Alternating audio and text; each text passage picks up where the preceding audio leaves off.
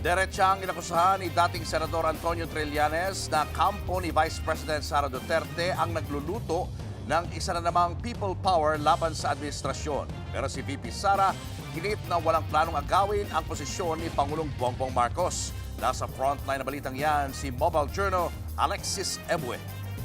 At hindi ko din gusto yon. Hindi ko gusto agawin yung posisyon ni Bongbong Marcos. Gusto ko makita ng taong bayan hanggang sa dulo kung gaano walang hiya si BBM.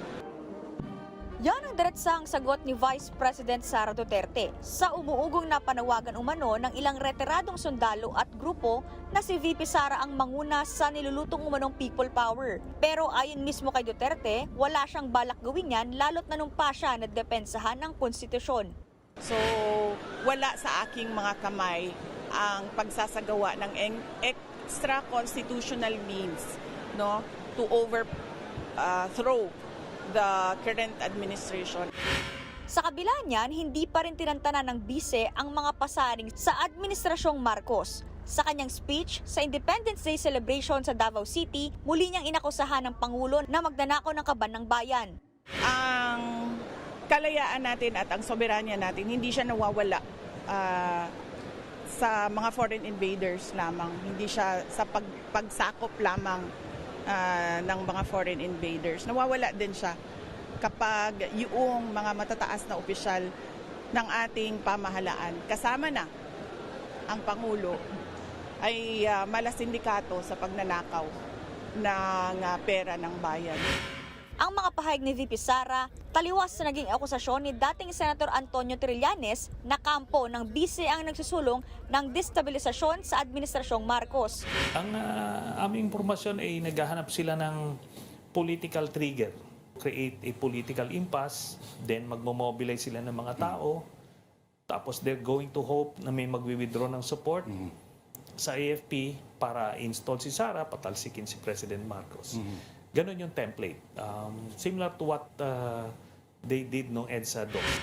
Sinusubukan pa ng News 5 na hingin ng komento ang palasyo kaugnay niyan. Unang umugong na may destabilisasyon laban sa Administrasyong Marcos matapos ang pahayag ni Senator Ping Lacson na may diskontento ng miyembro ng AFP. Sinundan pa yan ang impormasyong nakalap ng NBI na may mga manggugulo umano sa labas ng Malacanang ngayong araw ng kasarinlan. Una nang sinabi ng Malacanang na binabantay ng sinasabing banta. Nanindigan din ito na nanatiling buo at nagkakaisa ang hari ng AFP.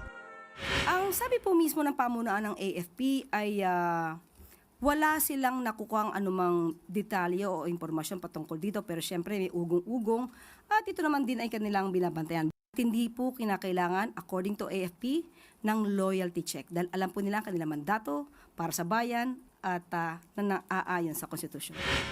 Sinugandahan naman ito mismo ni AFP Chief of Staff, General Romeo Bronner Jr. Pero ikinakalungkot daw niya na ginagamit ang kanyang larawan sa mga kumakalat na pag-uudyok sa mga Pilipino na sumama sa mga rally kontra administrasyon. May mga nag-text rin sa akin na nagtatanong kung totoo nga ba na bumaliktad na ang Armed Forces of the Philippines. Hindi po totoo yun. No? We remain to be a united, disciplined, and professional force. Sinusubukan pa ng News 5 na kunan ng pahayag ang PNP kaugnay sa issue. Nagbabalita mula sa frontline, Alexis Ebue, News 5. Kaugnay pa rin ang balitang iyan, bumuelta na ang palasyo sa naging pahayag ni Vice President Sara Duterte tungkol sa umuugong na destabilisasyon laban sa Administrasyong Marcos. Ayon kay Palace Press Officer Claire Castro, huwag magpait-maitan, huwag magpaka-plastic at huwag na raw magkunwari ang bise. Git ni Castro, kaalyado mismo ni VP Sara ang nagpupursige ng destabilisasyon. Kung totoong ayaw ng bise na mangyari yan, ani Castro, pigilan ito ang mga kaalyado. Pinaplano niyo nga yata. Ba't di ba, umpisa pa lang sa maisog, gusto niya nang paalisin ng Pangulo sa pwesto eh.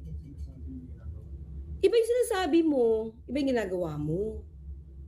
Pero every time na nagsasalita ka, nahuhuli ka.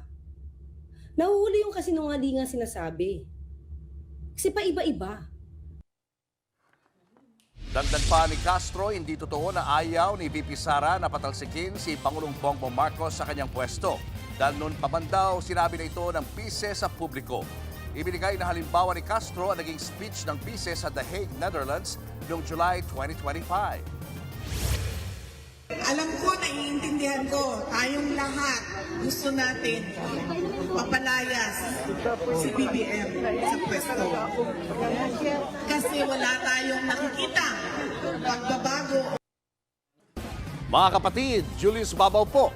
Para sa komprehensibo at makabuluhang balitaan at talakayan, mag-follow at mag-subscribe na sa social media pages ng News 5.